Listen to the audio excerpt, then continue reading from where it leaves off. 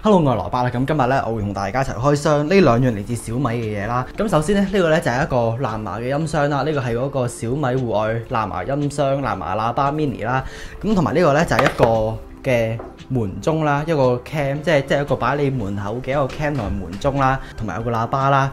咁基本上顧名思義就係基本上嘅鏡頭就係當有人喺你屋企門口，你就會知道佢就會 sense 到邊個喺你屋企門口嗰啲咁啦。咁今日咧佢就會開箱呢兩樣嘢啦。咁首先咧我哋就開咗呢個喇叭先啦。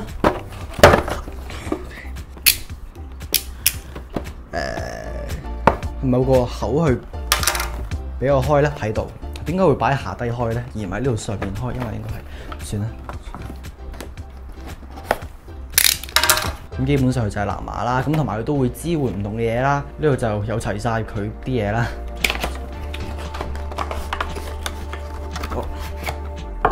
咁就喺度啦。呢個就係個藍牙音箱啦。呢個都真係都幾細下，呢個其實都。同埋你係基本上係咁樣稱住佢，你可能將佢掛喺唔知邊度啦，視乎你想掛喺邊啦。跟住呢個咧應該就係我哋嘅電線啦。好，冇錯啦，就係我哋嘅，咁就係我哋呢個嘅 USB A 去 USB Type C 嘅一個電線啦。入邊就係說明書啦。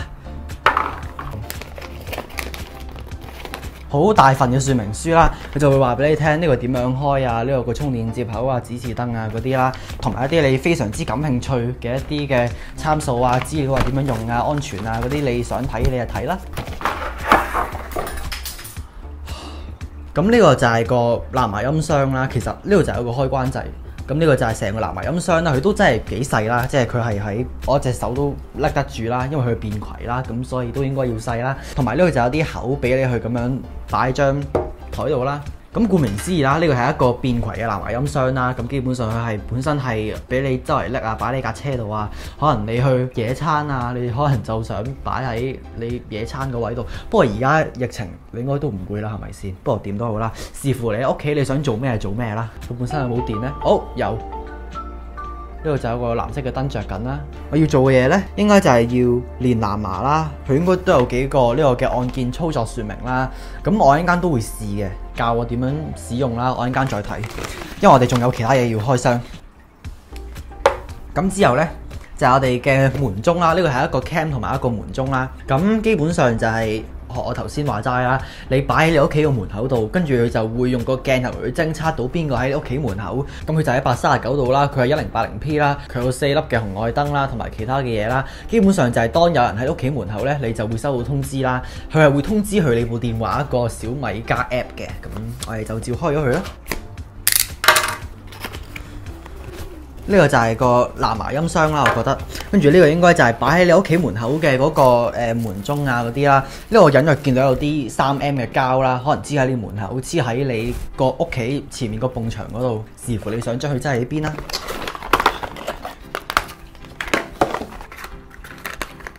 你嘅電線啦，呢個係螺絲批啦。假設你可能要批佢喺你屋企門口度，佢應該係有啲釘喺度嘅。其實喺開箱呢個之前呢，我係冇乜點 check 過佢啲參數啊，所以其實我都係邊開再邊睇入邊有啲咩，跟住就順其自然嘅啫。所以大家就係啦，有個支持啦。冇錯，果然有螺絲喺入邊啊嚇！請將提示貼黏喺靠近門鐘嘅明顯位置。咁呢個就係個鏡頭啦，佢係幾多度啊？等陣先個盒呢。呢個鏡頭係139度啦，你基本上咧就係撳呢個門鐘啦，佢會連結去你小米個 app 度啦。咁同埋呢個就係 basically 咧，就係我唔知點解會講英文啦。咁但係就 basically 咧，你就將佢擺喺你屋企門口度啦，跟住後面就3M 膠啦。你基本上就係撕咗呢一塊3M 膠，你就黐咗佢喺門口度，咁你就可以正式俾人去用啦。雖然而家呢個疫情係冇乜人會撳我門鐘嘅，咁不過可能隨時疫情之後會有人用咧，係咪先？呢個咧應該就係個 receiver 啦，即係擺喺你屋企嘅 receiver 啦。跟住入邊咧係有個 Type C 嘅頭啦，基本上就係將呢個咧就連去你屋企度啦。呢個幾多？呢個幾長咧？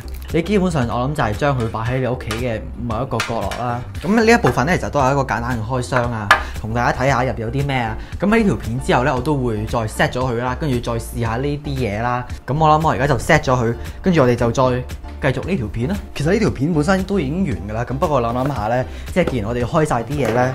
不如唔爭再 set 埋佢啦，係咪先？即係我哋啱啱開完，直接 set 埋佢，咁即係一次過啦，係咪先？咁我本身其實咧就已經有小米個 app 啦，我而家就開咗佢先。佢呢度就已經有啦，嗰個戶外藍牙音箱 mini 啦，我撳連嚇，跟住基本上就會，聽唔聽到咧？佢就連咗啦。咁我而家就試下播啲嘢啦。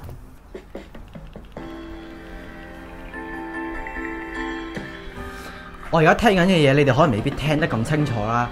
咁不過我純粹我盡量俾大家體驗下呢個咩聲啦。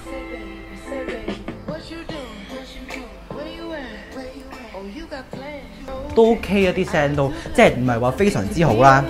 咁不過都即係個音質，我諗拎出街嘅話，即係可能你擺喺第啲地方，你掛住佢，其實啲音質都 OK 啊。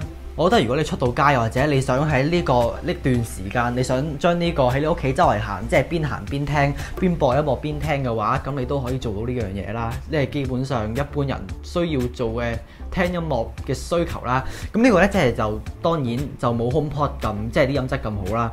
咁不過如果你拎出街擺喺架車度，你想有可能好少少嘅音樂，你想有一個音箱去連藍牙嘅話呢，咁其實都幾好啊，呢個都。咁不過而家呢，我哋就要連咗呢個嘅門鎖去啦。其實我都唔係好知點連。我今日純粹咁啱經過小米店咧，跟住然之後我阿爸就興起買呢啲嘢啦。呢個首先我要連咗電池先。好，1、2、3、4、5、6粒嘅 AA 電池啦。咁我啱啱就揾到啲電池啦，我真係唔知我屋企原來有啲咁五顏六色嘅電池。OK。佢歡迎我而家，我咪要冚埋佢先啦。我咪 suppose 要連佢個 app 度先嘅。係呢個啦。咁而家咧就要撳咗個掣佢啦。OK， 而家就連緊佢個網絡度啦，呢個啦 living room 啦，咁就 set 咗呢度啲嘢啦，咁我就撳開始體驗啦。呢度寫咗，呢度有人喺門前經過，呢度係我頭先拍緊片嘅我啦，咁即係就係啦。不過佢都 detect 到係某啲人經過啦，咁所以都還好嘅。咁我而家咧就會 set 埋呢個去啦，咁我哋就再繼續呢條片咯，即係我 set 咗呢啲嘢之後，跟住我再可能試多幾日，咁我再繼續呢條片啦。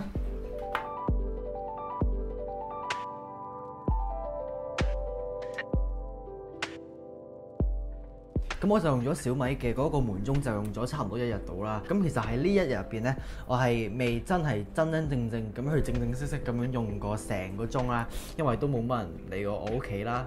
喺今日入邊，咁不過呢，我都會同大家講一講關於呢部嘢入邊有嘅功能嘅。咁所以我而家就會示範俾大家睇啦。咁其實個門鐘呢，我就已經 set 咗喺即係我屋企門口個大門嗰度啦，跟住就可以睇到邊個經過我屋企啦。咁所以咧，佢就而家就喺門口啦，佢而家就唔喺呢度啦。咁不過咧，呢個咧就係嗰個嘅喇叭啦。基本上咧，佢係連住嗰個嘅門鐘嘅。咁我會同大家去一去小米個 app 入邊睇一睇入邊有嘅嘢啦。咁其實個門鐘咧就係用 WiFi 嚟連線啦。咁所有嘢都可以喺呢個嘅小米家居 app 入邊咧，就可以睇到晒所有嘅嘢啦。咁其實你撳入去咧，都會有一個嘅電量顯示話俾你聽咧，個門鐘仲有幾多% 剩嘅。咁我而家去做嘢咧，就係隨時去睇下出邊發生緊咩事啦。其實本身咧，我係有一個設定咧係要 set 嘅，咁就係本身咧，佢係為咗慳電咧，佢就會只限即係當有人撳門鐘又或者經過咧，佢先至會允許你用你部電話睇出邊咩情況啦。咁不過我而家就 set 咗係隨時都可以睇啦。咁係可能會冇咁慳電嘅。咁不過我係撳入去我先至會見到啦。咁我一撳呢個嘅即時畫面呢，佢就會見到出邊現場發生緊咩事啦。佢要啲時間去撈嘅，咁我就唔會詳細俾大家睇啦。咁你都可以聽到出邊有咩聲啦。咁學我頭先話齋啦，如果有人經過我屋企個門鐘嘅話呢，咁佢就會自動就開始錄影啦，同埋就錄音嘅。咁你都可以 set 一個距離，就係可能距離你門鐘相隔幾多呢，佢就會開始正式錄影啦。咁我就 set 咗呢個嘅0.8米嘅，我本身就係 set 咗做高嘅。咁不過之後就發覺其實我屋企即係我對面都有另一個單位啦，同埋我屋企呢係都幾接近呢個嘅後樓梯啦。咁所以呢，係基本上呢就係會咩事都會響一餐啦。咁所以我就索性就將佢變成低啦，因為低其實都已經好夠㗎啦。咁呢度你就可以 set 3米啦、1.5米同埋0.8啦。咁我今朝就係 set 咗做3米啦。咁基本上佢就係當有人經過，佢就已經即刻就通知我部電話啦。咁都少少麻煩啦。咁不過你都可以有咁嘅選擇啦。咁其實呢個門鐘咧都有啲安全嘅成分喺入邊嘅。咁即係假設如果有人想惡意，即係就拎走個門鐘嘅話呢，佢就會透過入邊嗰啲 sensor 咧就去感應到，即係佢就脫離咗本身有個蓋啦，我琴日開箱咗嘅嗰個蓋啦。咁佢感應到之後呢，佢就會響10秒鐘嘅，即係就會有一個警報嘅響聲啦。我而家就唔試啦，咁不過大家都可以有個知字啦。咁同埋呢，你都可以進行呢個嘅雙方通話啦，即係假設而家有人喺出邊嘅話，我可以同佢睇我部電話喺而家呢度同佢傾偈啦。你會見到其實都幾好笑嘅，即係有呢個嘅原聲可以教啦，即係可以教原聲啊、小丑啊、大叔啦。即係假設我唔想俾人知道真實嘅身份嘅話，我就可以將佢嘅聲音經過處理啦，即時。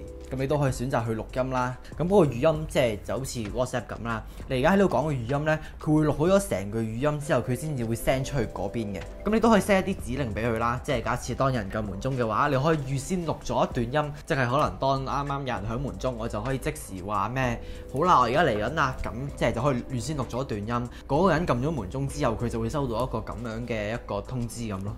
咁呢個就係一個好簡單嘅示範，同大家講下呢個 app 入邊有啲咩嘅功能啊？呢個 app 同你嗰個嘅門鐘個中間嘅關係係點樣啦？即係透過個 app，咁呢個 app 咧其實你係可以做到更加多嘅嘢啦。咁不過我覺得咧，即係呢個門鐘啦，即係始終咧，只不過係一個嘅配件啦。即係我覺得有咩安全需要嘅話，我覺得可能要你自己去衡量翻啦。即係假設你 sense 到你自己個人 sense 到有啲咩事嘅話咧，咁可能你真係親自去睇啦。即係唔好特登依賴個 app 咧，就可能就選擇透過 app 就搞掂晒一切啦。有啲事可能有啲咩情況，你可能都會選擇出去睇，咁就好啲嘅。咁如果大家中意呢條片嘅話呢，咁就記得撳 like 啦，記得 subscribe 啦，記得撳鐘仔啦。我嚟緊都可能會拍多啲片嘅，咁同埋如果有啲咩片想我拍嘅話呢，都記得喺下底留言話俾我聽啦。咁我都會盡量試下採取下大家嘅意見啦。就係咁咯，我哋下一條片再見啦，拜拜。